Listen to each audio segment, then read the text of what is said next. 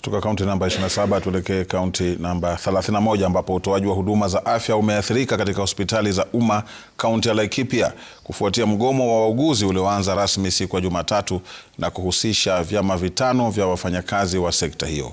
Wagonjwa wamelazimika kuondolewa hospitalini huku wale wanaotafuta huduma za nje wakirejeshwa nyumbani kutokana na kusitishwa kwa huduma.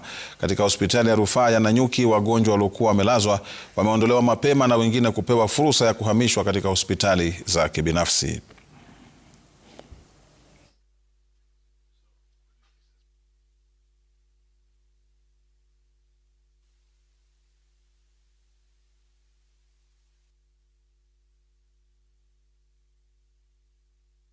Tumekuja hapa hospitali kutibiwa, tumekuta nasi wamegoma.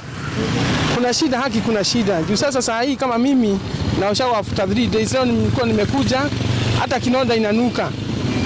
Nikakuta nasi hakuna.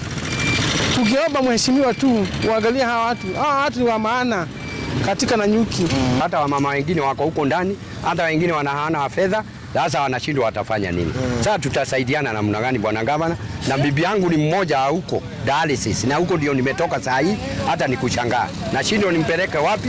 Pesa sina, na hii maneno nitafanya nini? Hii ndio hospitali tunayoitegemea saa hizi na inahudumia watu wengi sana. Kwa hiyo saa hizi kuna wagonjwa ambao wanapitia hali ngumu kama wagonjwa wa renal unit ambao wanaoshwa damu kila siku wanapitia hali ngumu sana. Kuna wagonjwa wengine wa NBU ambao wanahitaji kuangaliwa kwa makini sana. Watoto wako kwa NBU wanahitaji huduma ya kuangaliwa kwa zaidi ya sana. Tunaomba tafadhali governor usikize kilio cha watu wa Laikipia.